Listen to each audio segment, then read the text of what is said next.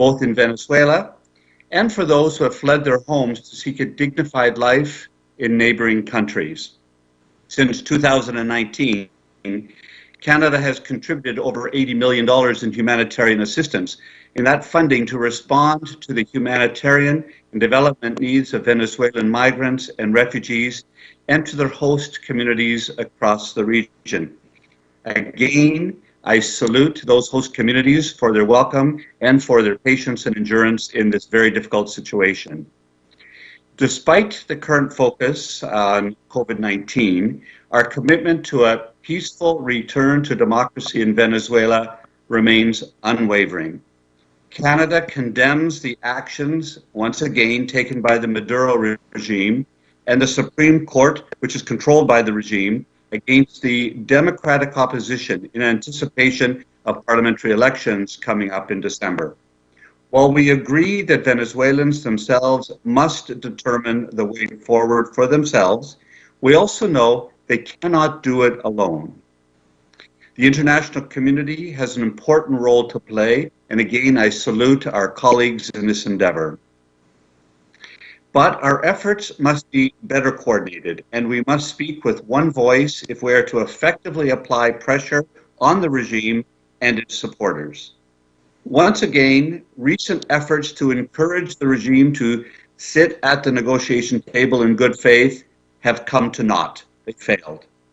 The proposed joint statement is a promising initiative that would clearly demonstrate a widespread consensus which goes across democratic international community on the urgent need to reach a political solution in Venezuela. We need to ensure that the message found in the joint statement is heard not only by ourselves, but by all relevant parties in Venezuela. We know that this statement alone will not convince Nicolas Maduro to leave office, but we must ensure that those around him and all of those across Venezuela and wanting to return home know that there is a chance for change. We cannot afford to allow the status quo to continue. If so-called legislative elections take place in the current environment on December 6th, they will be neither free nor fair. The result could be a dangerously intractable situation which could last for many years and would bring unspeakable hardship onto Venezuelans and an increased instability to the entire region. Finally, Canada is pleased to be assuming a leadership role with the UNHCR and the IOM on the follow-up to the May 2020 pledging conference in solidarity with Venezuelan refugees and migrants. This issue remains a priority for us and must remain a priority on the global radar screen, and Canada will work to engage all partners to promote a continued, robust response. Thank you, merci, obrigado, gracias.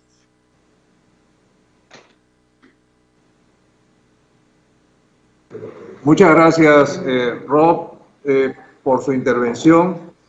Tiene ahora el uso de la palabra el ministro de Relaciones Exteriores de Chile, Andrés Alamán.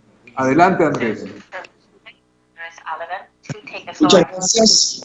Quiero partir saludando muy afectuosamente a la señora canciller de Colombia, Claudia Blum, y al señor canciller del Perú, Mario López, y agradecerles las tareas de coordinación que han llevado adelante y el muy buen trabajo que va a culminar con la declaración que vamos a suscribir en el día de hoy. También, por ser la primera vez que participo en esta instancia, saludar también afectuosamente a todas las señoras y señores cancilleres miembros del Grupo de Lima y aquellos que concurren como invitados.